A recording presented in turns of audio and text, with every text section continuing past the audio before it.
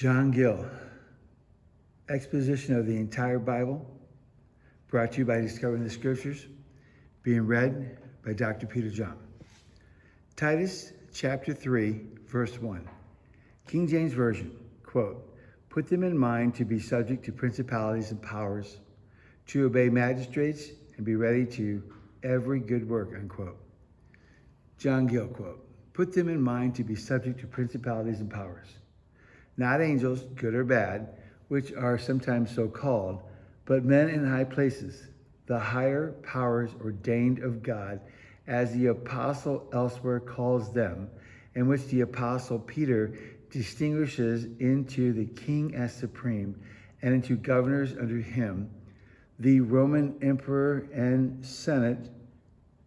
the consuls and the proconsuls, deputies and the governors of the provinces and islands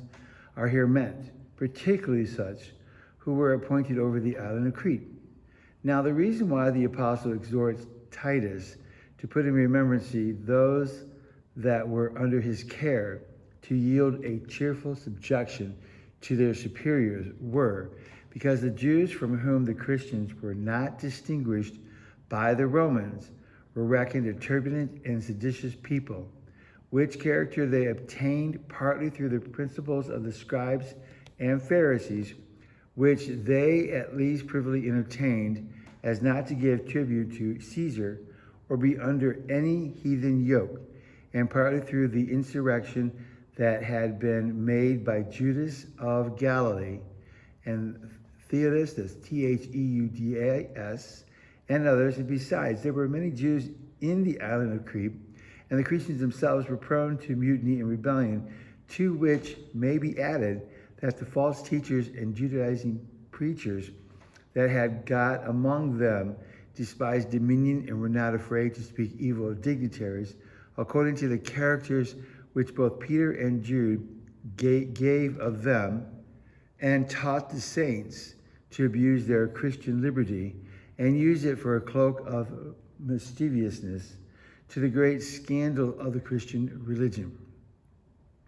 to obey magistrates, inferior ones, in all things that are according to the laws of God and right reason, that do not contradict what God has commanded or break in upon the rights and dictates of conscience, in all things of a civil nature, and which are for the good of society and do not affect religion and the worship of God. Hence it follows, to be ready to every good work, which may be taken in a limited and restrained sense, and design every good work enjoined by the civil magistrate, and all right and lawful obedience that belongs to him, as giving to Caesar the things that are Caesar's, tribute, custom, fear, and honor to whom they are due, and which should be done readily and cheerfully, or it may be understood more comprehensively, of good works in general, which wicked men are reprobate to and unfit for, and which they that are sanctified are met for and ready to, though this may not only intend their capacity and fitness and qualifications for the performance of good works, but their aristity and promptitude and forwardness unto them. Titus chapter 3, verse 3, King James Version, quote, "Put them in mind to be subject to principalities and powers, to obey magistrates, to be ready to every good work," unquote. End of John Gill's exposition of the entire Bible, verse by verse, Titus chapter 3, verse 1.